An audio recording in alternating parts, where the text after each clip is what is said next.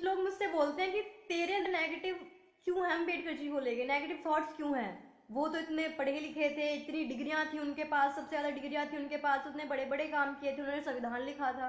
तो मैं उनको एक जवाब देना चाहती हूँ, भाइयों, अगर इतनी बुद्धि थी ना उनमें, तो वो अपने देश का संविधान खुद लिखते, दूसरे देश से कॉपी पेस्ट नहीं करते।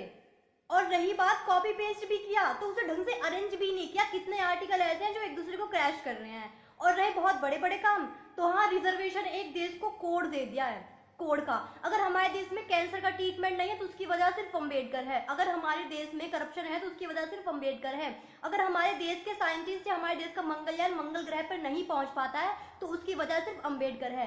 क्योंकि जिसमें एबिलिटी होती है डॉक्टर बनने की, तुम उसे कंपाउंडर बनाते हो, और जिसमें एबिलिटी होती है फिर कंपाउंडर बनने की, उसे तुम डॉक्टर बनाते हो। जिसमें साइंस की नॉलेज होती है अच्छी, जो अच्छे मार्क्स डिजर्व करता है, उसका सिलेक्शन तुम करते नहीं, उसे। जय भीम जय भारत। ये वीडियो मेरे चित्रा पंडित के लिए, जिनको भारतीय संविधान से बहुत प्रॉब्लम है। आपने कहा कि भारतीय संविधान कॉपी पेस्ट करके लिखा गया, तो क्या आपके बाप दादाओं में, आपके पूर्वजों में इतना दम नहीं था कि वो अपना संविधान स्वयं लिख सके? क्यों संविधान लिखने का दायित्व हमारे बाबा साहब को दिया गया? ये संविधान की ताकत है कि आज एक चाय बेचने वाले हमारे देश के प्रधानमंत्री हैं। आपने बोला कि भारत वैज्ञानिक क्षेत्र में सबसे पीछे है।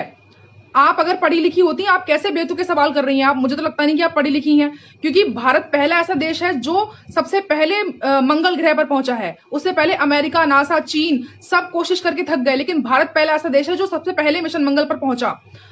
मिशन मंगल की डायरेक्टर रितु करिधाल, वो भी महिला थी। संविधान से पहले महिलाओं को पढ़ने तक का अधिकार नहीं था।